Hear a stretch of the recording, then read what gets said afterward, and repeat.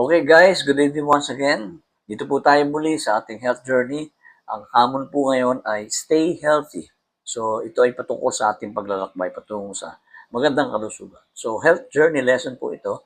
Ang iba rito po ay naisama ko na doon sa mga nauna kong tuturo. Sineshare ko sa inyo yung aking experience at nagtatanong ako sa aking mga coach. So let's keep it simple. So, paano mananatili tayong healthy? Yung simple lang, simple lang. Yung kung wala ka talagang oras at panggastos para dun sa mga kakainin mo at mga gagawin mo, ay ang number one lagi ay eat always whole foods. Healthy foods sa madaling salita. So, sa healthy foods, laging tayo dyan, focus on veggies, yung mga gulay. So, hindi naman lahat ng gulay, pero karamihan ng mga green leafy vegetables. At saka yung fruits, whole grains, yan.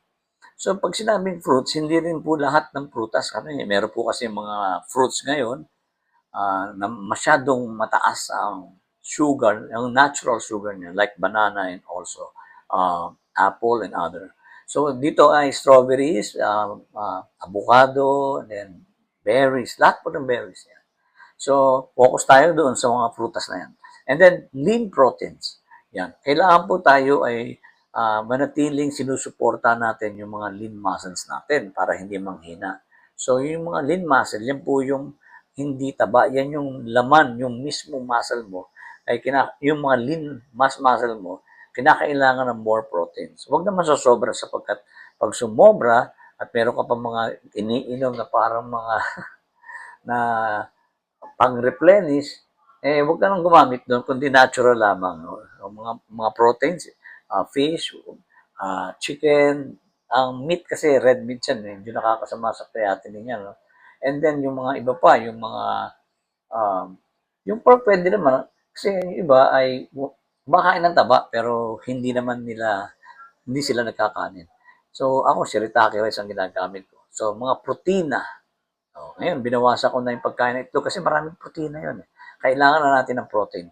So, at the same time, ay kinakailangan natin din ang carbs at calories, pero konti lamang, may sukat.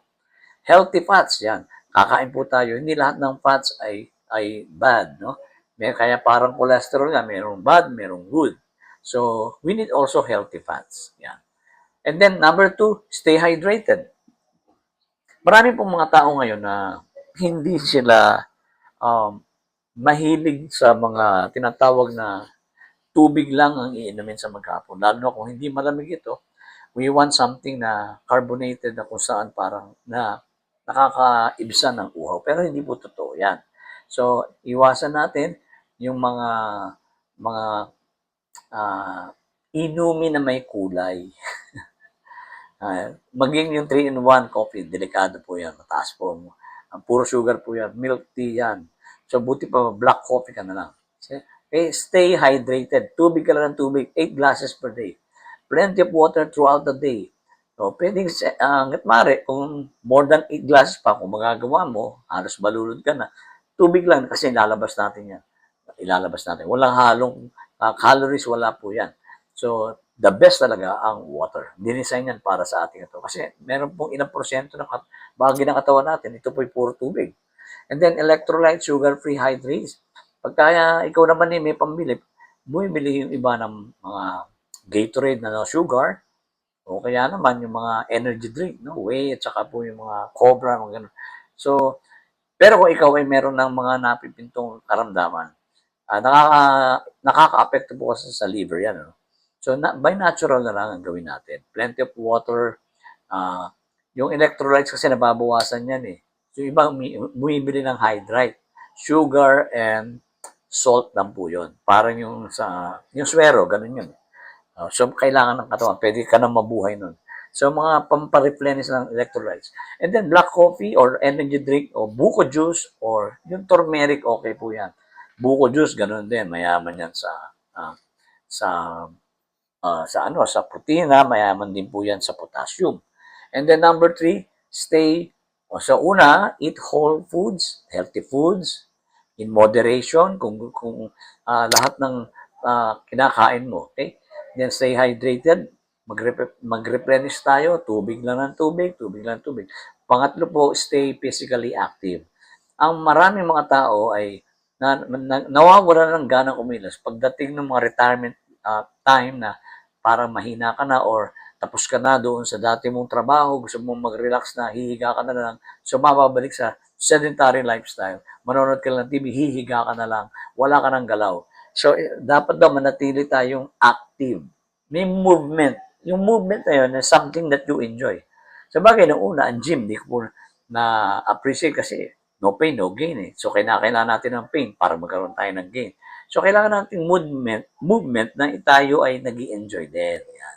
Panatilihin natin po ang mga aktibidad. So, stay strong and healthy.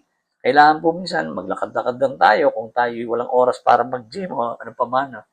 So, kung hindi body recomposition or restraining, mag-walking ka lang kahit 30 minutes a day. Walk lang. Kung hindi ka naman dati tumatakbo, walk lang. And then, kung malakas-lakas ka pa, running, at least 30 minutes, naglulos ka ng calories doon. Pero, kailangan, pag ikaw ay nagkakaroon ng heavy exercise, bantayan mo rin ang iyong pagkain. Kasi, hindi lang yung gym nagpapayat, kundi yung pagkain talaga. Para manatiling may nutrients, malakas tayo. Okay? And then, susundan mo ngayon ng building muscles, lalo na. So, lalakas ang immune system mo, lalakas ang iyong energy, at ikaw ay hindi basta-basta kakapitan ng karamdaman sapagkat active ang katawan mo. Running, swimming, yan, puro cardio po yan eh. Ako dati, nag-aral ako ng swimming. May bike din ako, nagbabike ako. Tumatakbo rin ako. Pero ngayon, sa gym na lahat po yun. Okay? Swimming, dancing, yung mga zumba. Cardio po yan. Cardio. Kailangan natin yan para sa puso, sa circulation ng dugo. Okay? And then 30 minutes cardio exercise. Meron ako dito stationary bike. Ganun lang. O kaya galaw-galaw sa bahay, nakaharap sa salamin mo.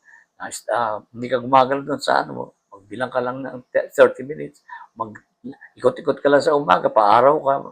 Ikutin mo yung subdivision ninyo o lahat ng lugar dyan, ikutin mo lang araw-araw. Mahalaga po na may araw, mahalaga rin naman tayo gumagalaw. Kung hindi ka man lang active, katulad ng yung iba kasi hindi na kailangan ng ganyan kasi very active sila. Yung mga kargador, di ba ganun? May mga apps pa. Kasi nga active sila. Pero pag hindi ka na active, wala na. Unti-unting maano ang katawan mo, hihina.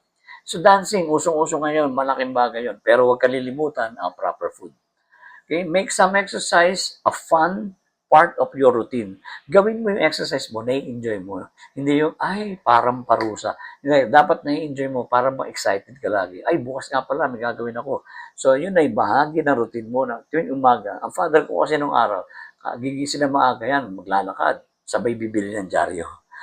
Tapos, lalakad ulit, ikot sa subdivision, tapos uwi na. Okay? So, malaking bagay yun. Hindi na sila kailangan mag-gym pa. Ganun lang. Pwede ka na lumakas at manatiling malakas habang ikaw ay nagkakaedad. Make some exercise a fun. Nag-i-enjoy. And then, pang-apat po ay stay happy. Dapat kasi, meron tayong kasiyahan. So, mag-smile tayo lagi. Tumawa lagi. Tawanan mo yung mga pagkakamali mo, yung mga problema mo. And then, yung close at masayang pakipagrelasyon sa bawat tao, lalo na sa pamilya mo. Malakas na suporta sa social network. Maghanap ka ng mga bagong interest, libangan o hilig, passion to new things, and then having new beginnings. Ito ay dapat maging more challenging. Hindi magiging parusa. Kundi mag-enjoy ka, hanap-hanapin mo, nakakabuti, maging active ka, lalakas yung dopamine mo, endorphins, mawawala yung cortisols na siyang nagpapahina ng katawan natin kaya tayo nakakasakit.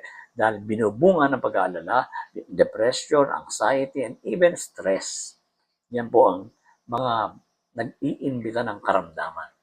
Magsimula ka uli ng mga bagong bagay na hindi mo dati ginagawa. A new beginnings, a new challenge, kailangan natin po yan. So, maring ma-reach mo ang potential mo, hindi mo alam. Pwede ka pala sa mga ganung bagay. So, subukan mo.